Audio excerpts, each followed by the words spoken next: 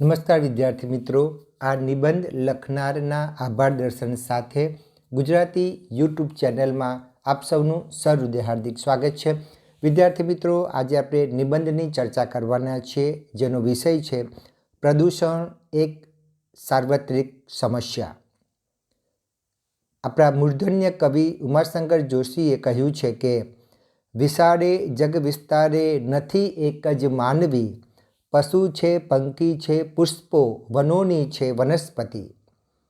પ્રકૃતિનો વિનાશ કરતું વર્તમાન યુગનું મોટામાં મોટું અનિષ્ટ એટલે પ્રદૂષણ. પ્રદૂષણ એ માનવસર્જિત અસાધ્ય આપત્તિ છે, જેણે જળ, જમીન અને આકાશમાં માયાવી રાક્ષસની જેમ પોતાનું વર્ચસ્વ જમાવી લીધું છે. સર્વત્ર પ્રદૂષણને કારણે આજે આપણું જીવન તેના ભયાવહ ચક્રવ્યૂહમાં ફસાઈ ગયું છે.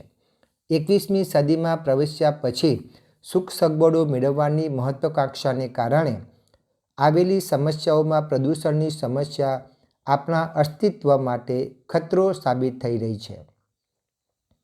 વિજ્ઞાન અને ટેકનોલોજીના યુગમાં વિકાસની હોડ માટે ઉદ્યોગો ફૂલ્યા ફાલ્યા છે, જે માત્ર ને માત્ર ઝેરી પદાર્થો અને વાયુ જ ઉત્પન્ન કરે છે. પાણી અને હવાને પ્રદૂષિત કરી માનવ જીવન સાથે પર્યાવરણને પણ પારાવાર હાનિ પહોંચાડે છે. પેટ્રોલ ડીઝલથી ચાલતા વાહનો હવામાં કાર્બન મોનોક્સાઇડ જેવા અતિ ઝેરી વાયુને હવામાં છોડતા જ રહે છે. હવાના પ્રદૂષણની સાથે આ વાહનો અવાજનું પ્રદૂષણ પણ વધારે છે. સ્વાર્થી માનવ વિકાસ માટે આંધળી દોટમાં એટલો અંધ બન્યો છે કે ખેતીમાં રાસાયણિક ખાતરો અને ઝેરી જંતુનાશક દવાઓનો ઉપયોગ કરીને જમીનની ફળદ્રુપતા તો ઘટાડી રહ્યો છે, પણ સાથે સાથે અનાજ અને શાકભાજીને પણ પ્રદૂષિત કરીને પોતાના જીવન સાથે ચેડા કરી રહ્યો છે. રાસાયણિક કારખાનાઓમાં ગેસ કળતર જેવી દુર્ઘટના બને છે, જે જાનમાલને પારાવાર નુકસાન પહોંચાડે છે. ઔદ્યોગિક ક્રાંતિના નામે અણુબોમ્બનું સર્જન થઈ ચૂક્યું છે, જે માનવસર્જિત જીવલેણ આપત્તિ છે, જે માનવના જીવન સાથે પર્યાવરણને પણ લાંબા સમય સુધી પ્રદૂષણના ઓછાયા નીચે ડરાવે છે.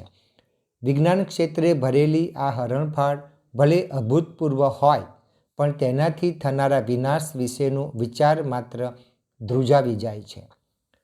ઘટસ્ફોટ છે મોટો આજનો આ વસ્તી વિસ્ફોટ, પ્રદૂષણ સર્જી લાવશે સર્વત્ર જીવોમાં ખોટ.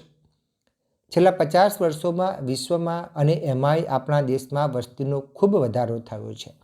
બેફામ વસ્તી વધારાને કારણે શહેરો ઉભરાઈ રહ્યા છે. ગંદી ઝૂંપડપટ્ટીઓ નરકાગાર બની ગઈ છે. વધતી વસ્તીના રહેઠાણ માટે જંગલોનો આડેધડ નાશ થઈ રહ્યો છે, જેથી વરસાદનું પ્રમાણ ઘટ્યું અને ગરમીનું પ્રમાણ વધ્યું છે. વધતી વસ્તીને કારણે ગંદકીનું સામ્રાજ્ય વધ્યું છે. નોકરી માટે કારખાના વધ્યા તો તે કારખાનાના પ્રદૂષિત પાણી અને હવાએ માનવ જીવનને જીવલેણ બીમારીમાં હોમી દીધું. પીવા માટેના શુદ્ધ પાણીની અછત સર્જાઈ અને દૂષિત પાણી દરિયામાં જતાં જળચર પ્રાણીઓનું જીવન પણ જોખમમાં મુકાયું છે. પ્રદૂષણ વધવા પાછળ વસ્તી વધારો પણ એક મોટું અનિષ્ટ સાબિત થઈ રહ્યું છે. પૃથ્વી ઉછંગે ઉછરેલ માનવી, હું માનવી માનવ થાવ તો ઘણું. 20મી સદીમાં 2 વિશ્વયુદ્ધ થયા હતા. તેમાં અણુબોમ્બના ઉપયોગ જાપાનના હિરોશિમા અને નાગાસાકી જેવા શહેરોનો સંપૂર્ણ નાશ કર્યો.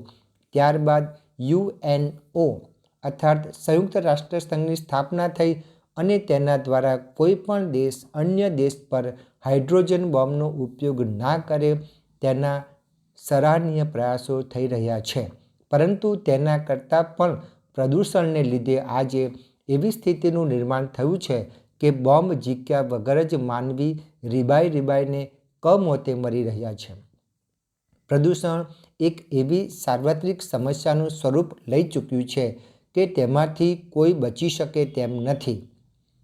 સૌંદર્ય વેડફી દેતા ના સુંદરતા મળે, સૌંદર્ય પામતા પહેલાં સૌંદર્ય બનવું પડે. કવિ કલાપીની પંક્તિ આજે યથાર્થ સાબિત થાય છે. વાયુ, જળ, અવાજના પ્રદૂષણને કારણે આજે માનવ જીવન ભયમાં મુકાયું છે, ત્યારે વિશ્વના સાણા લોકો ચિંતિત છે. આ ભયમાંથી મુક્તિ મેળવવા ઉપાયો કરી રહ્યા છે, જેમાં 5મી જૂનને વિશ્વ પર્યાવરણ દિવસ તરીકે ઉજવીને તે દિવસે વૃક્ષારોપણ કરવામાં આવે છે અને પર્યાવરણ જાગૃતિના કાર્યક્રમોનું આયોજન કરવામાં આવે છે. પ્રદૂષણથી બચવાના ઉપાયો લોકો સુધી પહોંચાડવામાં આવે છે. વૃક્ષો વવાય અને તેનું જતન થાય, તેની સાથે વૃક્ષો કપાય નહીં તે તકેદારી પણ રાખવામાં આવે છે. વાહનોના ધુમાડા ઓછા થાય તે માટે પેટ્રોલ ડીઝલના જગ્યાએ CNGનો ઉપયોગ થઈ રહ્યો છે. વાહનોની યોગ્ય તપાસ કરીને PUC સર્ટિફિકેટ આપવાનું ફરજિયાત કરવામાં આવ્યું છે. પરમાણુ સ્ત્રોતોનો નાશ કરવો ગંભીરપણે વિચાર કરવામાં આવી રહ્યો છે.